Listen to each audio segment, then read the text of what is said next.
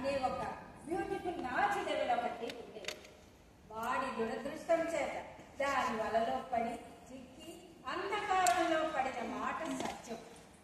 కొంతకాలానికి గురుపదేశం గుర్తు తెచ్చుకొని జరిగినదంతా కలగా భావించి గురువుల పాదాల చెంత చేరి మంచి త్రోవలో పడ్డాడు.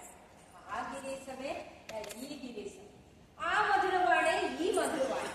స్వర్గానికి ఒక్క చీడగా ఉన్న నన్ను నరకానికి తిరిగి రాగడానికి నా పురాకృతం చేత ఇక్కడికి ఆవిర్భవించింది.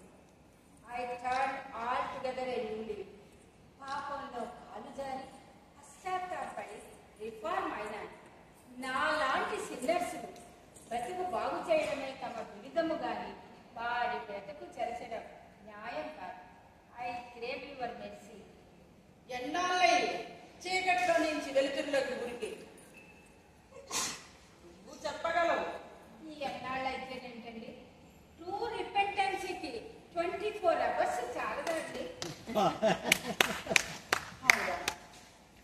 నీలాంటి ఆషాఢభూతుల వల్ల మీ గురువు గారు ఎంత సులభంగా దగా పడతారు. నన్ను కూడా భ్రమింపజేస్తే మరి నిన్ను చేరనివ్వవద్దని ఉచ్చమను పూనాలో విరోజు బొమ్మకు పంపమని మీ గురువు గారి పేర టెలిగ్రామ్ ఇస్తాను. ఆమె చదువుకొని ప్రాజ్ఞురాలై తనకి ఇష్టమైన వారిని వివాహం ఆడతారు, లేకుంటే మానుతారు. రిఫార్మ్ అయితేవని కదా నీకు చెప్పితివి. నిజమైతే కాలేజీలో ప్రవేశించి పై పరీక్షలు చదువుకో. నీ ప్రవర్తన బాగున్నంత వరకు ద్రవ్య సహాయం నేను చేస్తాను. బుద్ధి తెచ్చుకొని బ్రతుకు.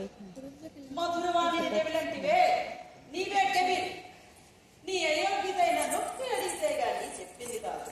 ఒక సత్యకాలపు బ్రాహ్మణ్ణి కాపాడటమే కాకుండా దుర్మార్గుడిపైన నీ చేతిలో పడకున్న ఉచ్చమ్మను కాపాడింది.